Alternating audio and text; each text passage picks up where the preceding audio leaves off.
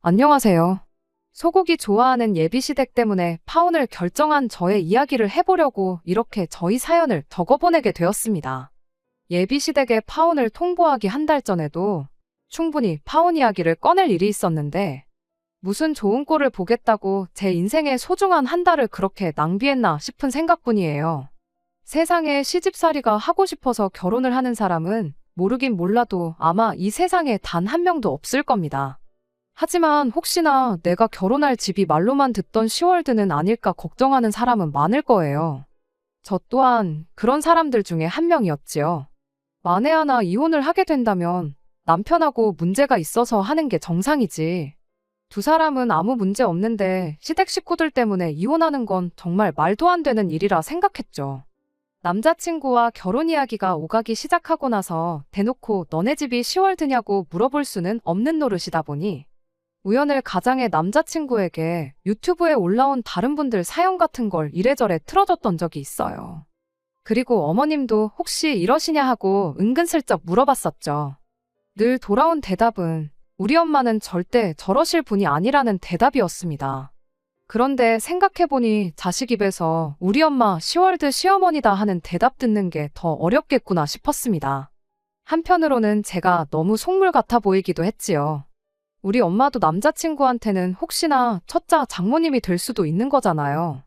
게다가 저도 아래로 남동생이 한 명이 있는데 말인즉슨 저 또한 누구한테는 신우가 될 사람이고 저희 어머니 또한 누구한테는 시어머니가 된다는 소리잖아요. 사람이 느끼는 게 상대적이다 보니 저는 정말 우리 집만한 집이 세상에 또 어딨냐 생각해도 누군가에게는 우리 집이 시월드라고 느낄 수 있는 거 아니겠어요? 그렇다 보니 직접 당해보기 전까지 모르는 일을 두고 결혼을 할지 말지 정하는 것도 우스운 일이라고 생각했어요. 그렇게 2년이라는 연애 기간 끝에 남자친구와 결혼 준비를 시작하게 되었습니다. 다들 그렇게 하듯이 남자친구를 저희 집에 먼저 인사시켰어요. 저희 아버지는 시간을 내기 조금 그래서 저희 어머니하고 동생하고 이렇게 넷이서만 만나게 되었습니다. 자리는 상당히 분위기가 좋았고 무엇보다 동생하고 남자친구가 죽이 잘 맞는 것 같아 기분이 좋았습니다. 자리 끝나고 나서는 동생하고 남자친구가 의기투합해서 둘이 따로 자리를 만들어 시간을 보냈습니다. 그때 같이 PC방 가서 게임도 하고 당구장 가서 당구도 한 게임 치고 마무리로 술 한잔 하고 그랬나 봐요. 술 먹으면서 나름 진지한 이야기도 나눴나 본데 무슨 이야기 나눴는지는 모르겠지만 무엇보다 동생이 참 남자친구를 마음에 들어 했어요. 벌써부터 매형매형 거리면서 전날 있었던 일을 이야기해 주는데 그런 부분도 참 마음에 들었습니다. 내 가족하고 시작부터 이렇게 잘 지내는데 그걸 싫어할 사람이 어디 있겠어요. 그리고 그런 모습에 저희 부모님도 남자친구에게 좋은 인상을 갖게 되었어요. 처음 예비시댁에 인사를 드리고 왔을 때만 해도 저희 가족들이 남자친구에게 좋은 처가 식구들이 되리라 믿어 의심치 않았던 것처럼 저 또한 저희 예비시댁 사람들이 저에게 좋은 가족이 되어주겠구나 하는 생각을 했어요. 조금 수다스럽긴 하지만 싹싹해 보이는 예비신우에 여자들끼리 시간 보내라고 두 아이들 돌보는데 여념이 없던 예비시매부.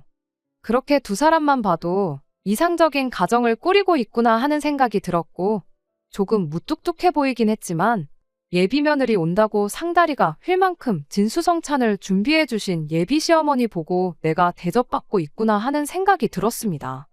우려했던 시월드 같은 모습은 하나도 찾아볼 수 없었고 정말 좋은 사람들과 가족을 이루게 되겠구나 생각했어요. 왜 겪어보지도 않고 시월드 시댁을 만나게 될까 두려워만 했나 그런 반성까지 하게 될 만큼 그날 분위기가 참 좋았습니다. 그리고 그날 이후로 남자친구와의 결혼 준비도 속도가 붙기 시작했지요.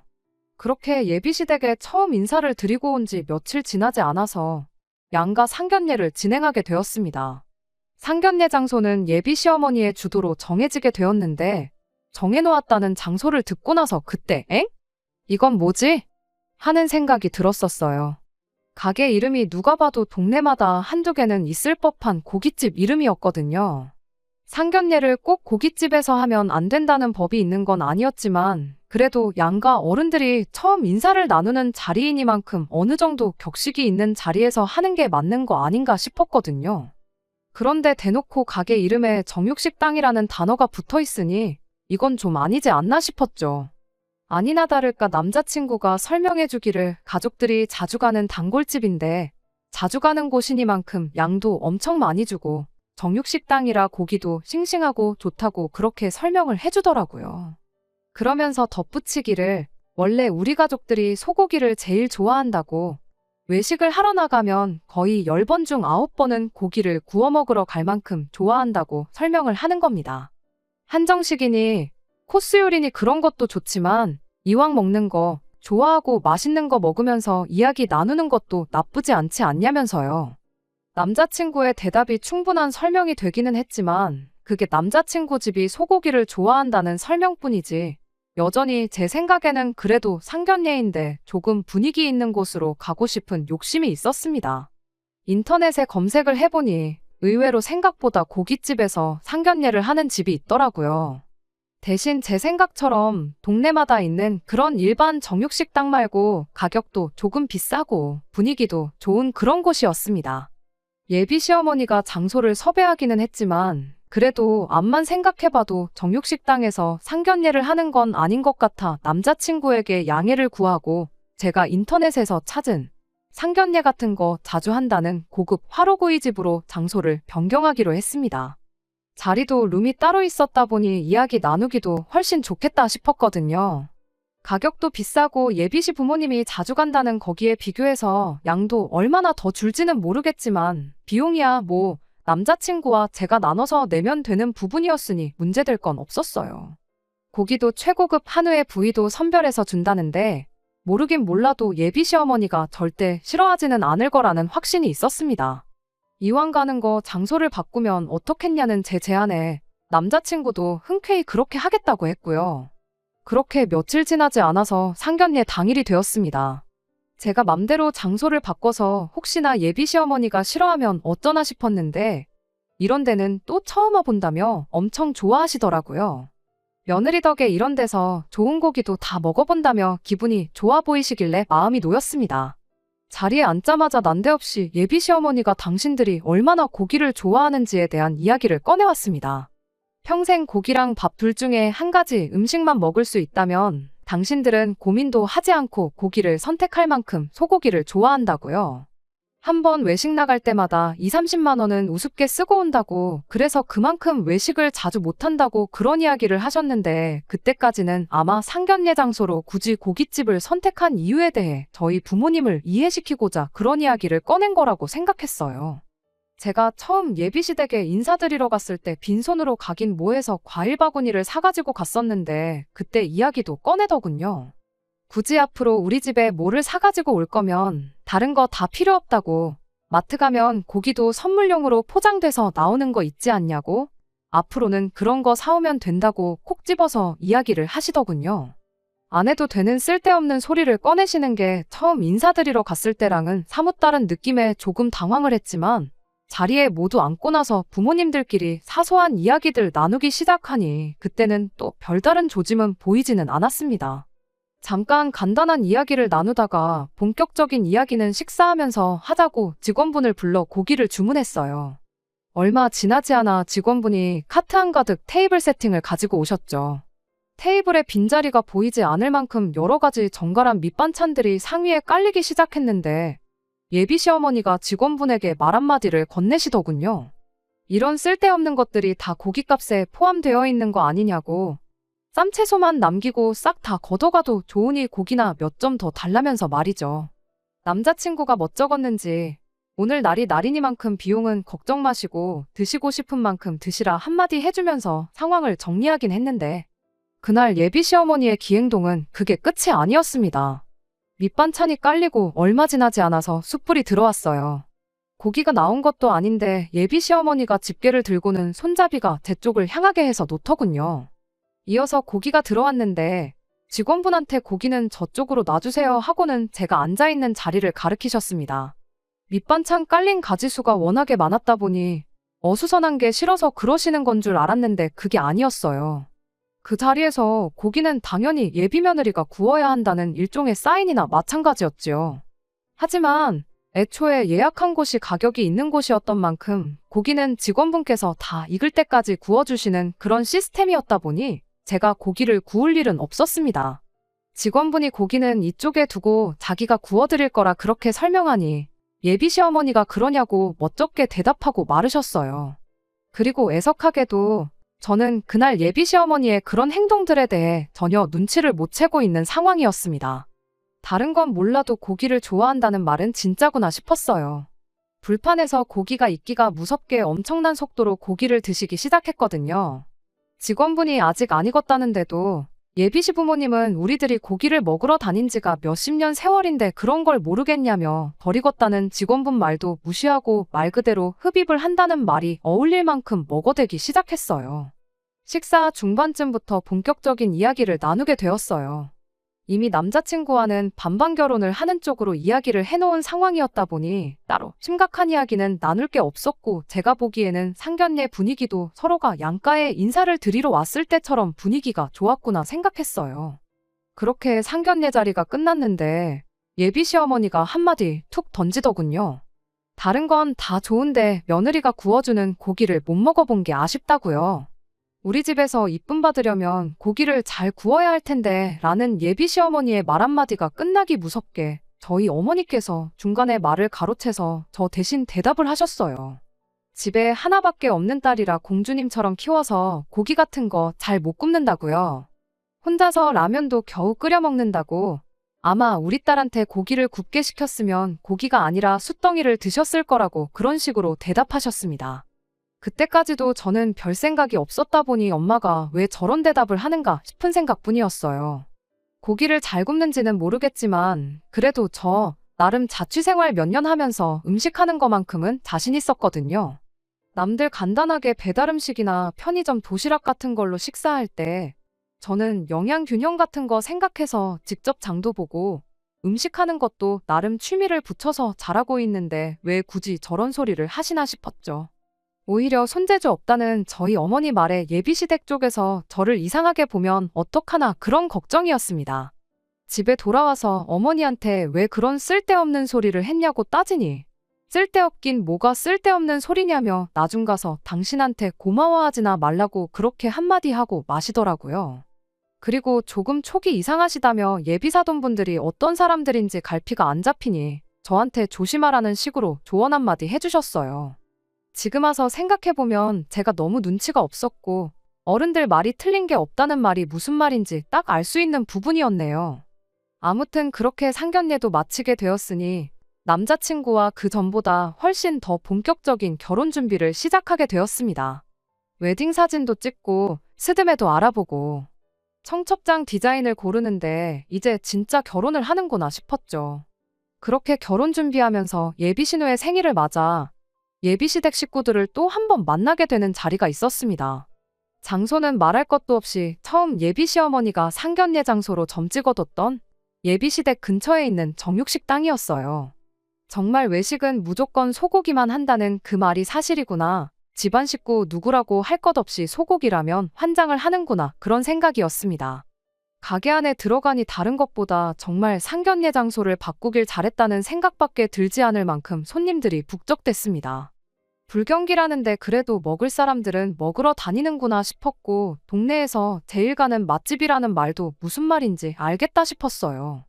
예비신혼에 아이들이 둘이나 있었다 보니 8명 자리를 안내받았습니다.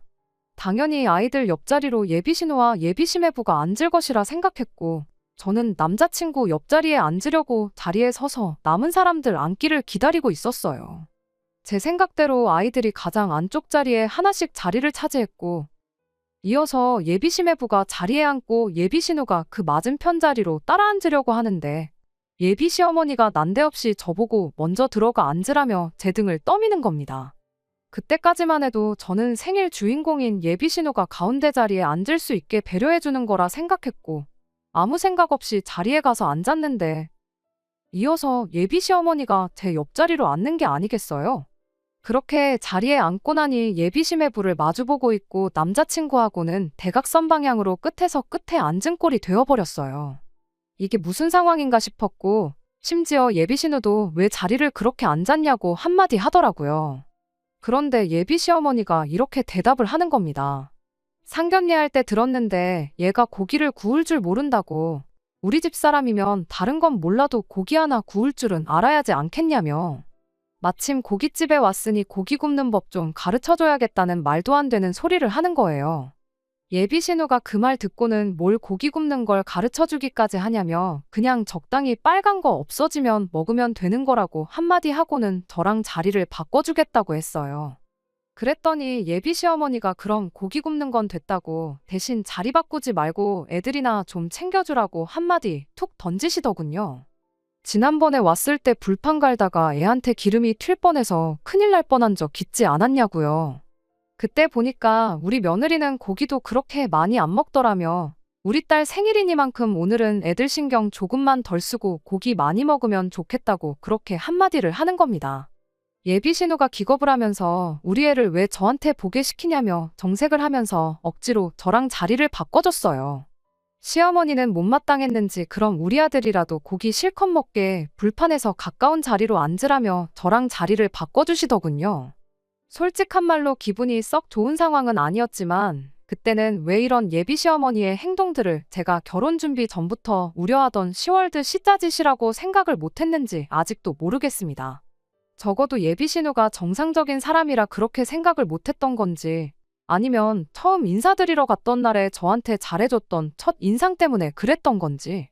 당연히 당신 배불러 낳은 딸의 생일이니만큼 딸이 다른 거 신경 안 쓰고 맛있게 밥 먹고 갔으면 하는 생각에 그런 말이 나왔던 거라 생각하고 말았습니다. 사실상 그때가 예비 시어머니의 본성을 눈치채고 한 달이나마 일찍 파혼을 해서 시간 낭비라도 하지 않을 기회였는데 말이에요. 식사 마치고 집에 돌아와서 어머니한테 그날 있던 일을 이야기했어요. 어머니는 그럴 줄 알았다며 안 그래도 상견례 할 때 조금 쎄했다고. 예비 사돈이 유별나도 너무 유별난 것 같다고 당신들 있는 자리에서도 며느리 고기 굽는 거 못 봤다느니 어쩐다니 그런 이야기 꺼낸 사람인데 조금 조심해야 하는 거 아니냐며 아예 결혼부터 다시 생각해보는 건 어떻겠냐고 걱정 어린 조언 한마디를 해주셨죠. 저는 그 와중에 저희 어머니의 조언을 귀담아 듣지 않고 오히려 어머니를 원망했습니다. 엄마가 그때 괜히 쓸데없는 소리를 해가지고 고기 굽는 방법을 알려주겠다는 소리가 나온 거 아니겠냐고요. 이제 와서 고기 굽는 게 사실 자신 있다고 말하면 그것도 이상한 거 아니냐고. 엄마 때문에 첫 단추부터 아주 꼬이게 생겼다고 그렇게 이야기했는데 파혼하고 나서 죄송하다고 엄마 말이 다 맞았다고 사과를 드렸지만 시간을 돌릴 수만 있다면 그날로 돌아가서 바로 그날 그 자리에서 예비 시모한테 이게 결혼 전부터 뭐 하는 짓이냐고 파혼 선언을 하고 싶은 심정이에요. 그랬다면 제가 어머니한테 그런 말도 할 필요가 없을 테니까 말이에요. 아무튼 그런 일이 있었음에도 불구하고 남자친구하고는 계속 사이가 좋았다 보니 결혼 준비를 하는 데는 큰 문제가 없었습니다. 그런데 사실 저희 어머니 말이 맞았고 제가 예비시모 자리가 진짜 말로만 듣던 시월드 시자 자리구나 하는 걸 깨닫게 만드는 다른 일이 생기게 되었어요. 한참 회사에서 일하고 있던 어느 날이었습니다. 난데없이 예비 시어머니한테서 톡을 하나 받게 되었어요. 퇴근하면 집으로 좀 오라는 이야기였죠. 저희 집이 시댁과 완전 반대 방향이거든요. 안 그래도 회사에서 집까지도 거리가 좀 되는 편인데 저녁에 예비 시댁에 갔다가 집에 가면 밤 12시는 되겠다 싶어서 조금 그랬어요. 미리 약속이 되어 있는 상황이라면 당연히 가겠지만 갑자기 밑도 끝도 없이 오라고 하니까 왠지 가고 싶지가 않더라고요. 게다가 그 주에 회사 일도 엄청 바빴고 야근도 많았거든요. 게다가 그날이 금요일이었다 보니 피로가 거의 최대치에 달한 시점이었어요. 다른 거 생각할 거 없이 집에 최대한 일찍 들어가서 편히 쉬고 싶은 생각밖에 없었습니다. 그래도 톡으로 못 간다고 대답하는 건 조금 아닌 것 같아서 예비 시어머니한테 전화를 드렸어요. 당장 못 간다고 말하기는 그래서 무슨 일이냐고 먼저 물어봤지요. 예비 시어머니는 친척 집에서 한우 소고기를 엄청 좋은 걸 보내줬다며 아들, 그러니까 남자친구도 퇴근하면 집으로 오라고 불렀으니 저도 딴 데 가지 말고 와서 좋은 고기를 먹고 가라는 소리였습니다. 마침 그날이 금요일이었다 보니 좋게 좋게 차라리 다음 날이 토요일이니 토요일 점심때쯤 해서 남자친구랑 같이 가면 어떻겠냐고 물어봤지요. 제 체력도 체력이지만 그때가 또 저 말고도 남자친구 또한 일이 바빠서 한참 야근을 하던 시기였다 보니 충분히 예비 시어머니가 이해를 해줄 거라 생각했어요. 그런데 예비 시어머니가 이런 고기는 최대한 신선할 때 먹어야지 이득이라며 다른 날은 볼 것도 없고 무조건 그날 퇴근하고 오라고 아주 난리도 아니었어요. 결국 퇴근길에 예비시댁에 가는 쪽으로 이야기가 되었습니다. 그래도 예비 며느리라고 좋은 고기 들어왔는데 자기들끼리만 먹는 게 아니라 저도 먹으라고 불러주고 챙겨주는 게 감사할 따름이었습니다. 예비시댁 근처에서 남자친구를 만나서 같이 갈 생각이었는데 근처에 거의 다 와서 남자친구한테 전화가 왔어요. 남자친구 회사가 예비시댁에서 차로 10분 거리밖에 안 되었다 보니 먼저 도착해서 저한테 어디쯤이냐고 묻는 전화인 줄 알았는데 남자친구가 아직 퇴근을 못했다고 일단 저라도 먼저 집에 들어가 있으라는 소리를 하더라고요. 아무리 그래도 혼자서 가 있기는 조금 불편할 것 같다고 밖에서 기다리겠다고 했는데 남자친구가 날 추운데 밖에서 기다릴 게 뭐 있냐고 아무리 늦어도 30분 정도 차이일 거니 그냥 먼저 들어가 있으라는 겁니다. 근처 카페에라도 가 있겠다고 했더니 어머니한테 벌써 너만 먼저 보낸다고 연락을 해놓은 상태라길래 결국 하는 수 없이 저 혼자 예비시댁에 가게 되었어요. 어차피 혼자서 먼저 먹을 생각도 없었으니 남자친구가 올 때까지 기다리기로 했죠. 그렇게 예비 시어머니와 단둘이 어색한 시간을 보내고 있던 와중에 남자친구가 회사 일이 끝날 기미가 안 보인다며 아무래도 자기는 오늘 못 갈 것 같다는 연락을 받았습니다. 그냥 둘이서 먹으라고 무책임하게 한마디 하고 전화를 끊었어요. 이럴 거면 그냥 고집을 부려서라도 내일 점심에 온다고 할 걸 그랬나 싶었죠. 굳이 예비 시어머니와 단둘이 저녁 식사를 하고 싶은 생각은 따로 없었다 보니 사실 안 먹고 가도 그만이었어요. 내일 다시 오면 어떻겠냐고 말하려던 찰나에 예비 시어머니가 금방 밥 차려줄 테니 밥 먹고 가라고 잠깐 TV라도 보면서 기다리라고 한마디 하시더군요. 결국 내일 다시 오겠다는 말도 꺼내지 못하고 꼼짝없이 식사를 하게 되었습니다. 제가 뭐 도와드릴 거 없냐고 물었더니 금방 차리니까 도와줄 필요 없다고 한사코 제 도움을 거절하시길래 그냥 멍하니 앉아만 있었네요. 그런데 한 5분 정도 지났나 고기 굽는 소리는 나지도 않았는데 예비 시어머니가 와서 밥 먹으라고 한마디 하시더라고요. 고기를 워낙에 좋아하는 집이니 불판이라도 꺼내서 구우시려는 건가 싶었는데 식탁에 가보니 반찬통에 대충 담겨있는 김치에 컵라면 한 사발만 덩그러니 올라와 있었습니다. 이게 무슨 상황인가 싶었는데 예비 시어머니가 나는 벌써 고기 질리게 먹었고 너 혼자만 먹으면 되는데 어차피 한 가족 될 사람들끼리 번거롭게 상 차릴 필요가 뭐가 있느냐며 제 앞에 즉석밥 하나를 꺼내주고는 밥 말아 먹고 싶으면 이거 데워서 말아 먹으라고 엄청 선심 쓰듯 한마디 하고는 저 혼자 내버려두고 예비 시어머니는 혼자 TV를 보러 거실로 쓱 하고 나가는 겁니다.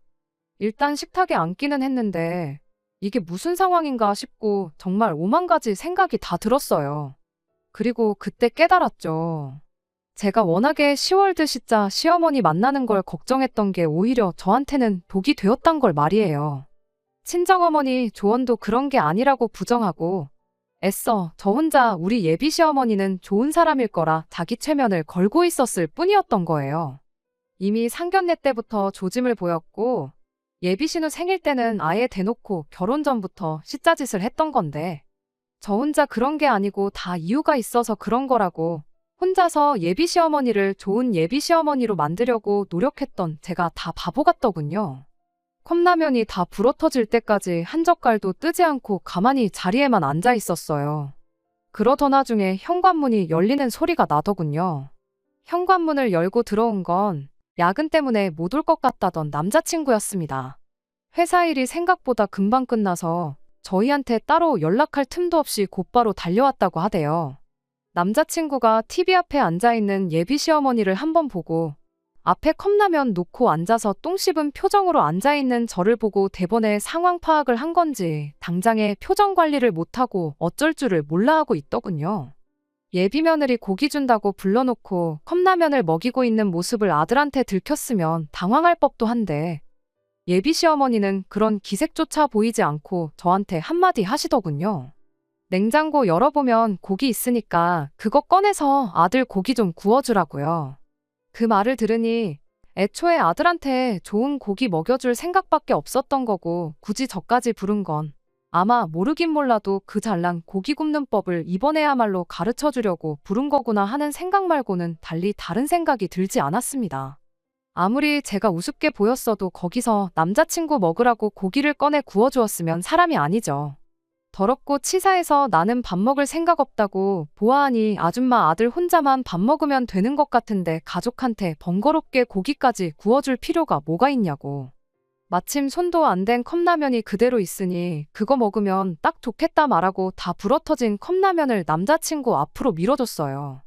그러고도 속이 풀리지 않아서 먹고 싶으면 데워 먹으라던 즉석밥 포장 뜯어서 데우지도 않고 그대로 풍덩.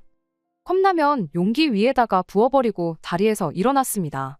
예비 시어머니가 그걸 보더니 지금 시어머니 앞에서 뭐 하는 짓이냐며 저한테 고래고래 성질을 부리더군요. 그래서 제가 한마디 했어요. 내 시어머니가 어디 있냐고, 내가 미쳤다고 이런 집에 시집와서 며느리 노릇을 하겠냐고 딱 잘라 한마디 했죠. 예비 시어머니가 당장 나가라고 소리를 지르는 와중에 아줌마 아들이 이거 다 먹는 거 보기 전까지는 나갈 생각 없다고 그대로 자리에 버티고 서 있었습니다. 남자친구는 그 와중에 그래도 어떻게 상황을 해결해 보겠다고 그 다 불어터진 라면에 말라비틀어진 즉석밥을 억지로 컵라면 국물에 적셔서 먹는 신용을 하기 시작했어요.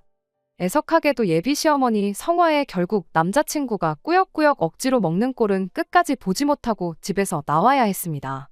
지하철 타고 집에 가는 길에 남자친구한테 정말 단 1초도 쉬지 않고 계속해서 전화가 왔어요.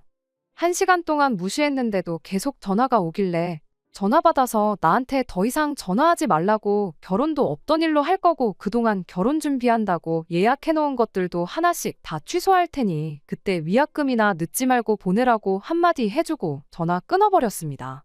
집에 돌아와서 어머니한테 무슨 일이 있었는지 이야기해드리고 제가 엄마 말 안 듣고 고집 부린 거 죄송하다고 사과드렸어요. 어머니는 달리 다른 말은 하지 않으시고 그래도 마지막에는 한 방 먹여주고 온 건 참 잘했다며 남이 자식 찬밥 대우하면 지 자식도 찬밥 대우 받는 거 이번에 배웠을 테니 너무 억울해 말라고 저를 위로해 주시대요. 남자친구가 저한테 수십 번 전화할 용기는 있어도 저희 집까지 찾아올 용기는 없었던 걸까요? 그렇게 며칠이 지나도록 남자친구는 제게 전화랑 통 몇 개만 보낼 뿐 어떻게 저희 집까지 찾아와 해명하고 이 상황을 나서서 해결해 보이겠다는 의지를 보여주지 않았어요.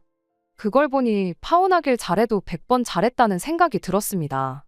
나중에 저희 회사까지 찾아온 사람이 한 명 있었는데 그건 예비 시어머니도 아니고 남자친구도 아닌 저의 예비 신우 될 뻔했던 남자친구의 누나였어요. 자기 생일날 있었던 일을 가지고 남자친구한테도 한마디 했고 예비 시어머니한테도 그러지 좀 말라고 한마디 하기는 했는데 상황이 이렇게 된 게 참 유감이라고. 자기가 조금 더 신경을 쓰고 이런 일이 없게 했었어야 했는데 면목 없다고 사과를 하더라고요. 그러면서 동생, 그러니까 남자친구가 아주 엄마랑은 안 보고 살겠다고 집안 분위기가 말도 아니고 예비 시어머니도 나름 이번 일을 계기로 반성을 많이 하신 것 같은데 어떻게 다시 동생하고 잘해볼 생각이 없냐고 물어오대요. 그나마 지난 시간을 돌이켜보면 이 집에서 제일 정상적인 사람이었고 저한테도 잘해준 사람이기는 했지만 제가 예비 신우랑 결혼해서 같이 사는 것도 아닌데 조금 잘해준 거 가지고 기어이 끝이 보이는 이 결혼을 다시 긍정적으로 생각해볼 이유가 하등 없었습니다. 그렇게 확고한 제 생각을 다시 전하고 남자친구하고 결혼은 완전히 없던 일이 되었어요. 지금은 다 털어냈고 속이 다 후련할 따름입니다. 단지 아직도 후회가 되는 건 어머니 말 듣고 진작에 파혼했으면 이 더러운 꼴도 볼 필요 없었고 한 달이나마 시간 낭비할 일도 없었을 텐데 끝까지 고집 부려서 기어이 이 꼴을 봤다는 사실 뿐이에요. 어른들 말 들어서 손해볼 게 없다는 말이 이제는 확실히 이해가 갑니다. 다음번에는 적어도 같은 실수를 하지 않게 되었으니 이 또한 그냥 인생 경험이다 생각하고 앞으로 잘 될 일만 생각하려고요. 끝까지 들어주셔서 감사합니다. 오늘의 사연은 여기까지입니다. 구독과 좋아요, 알람 설정 부탁드리고 더 좋은 사연으로 다시 찾아뵙겠습니다. 감사합니다.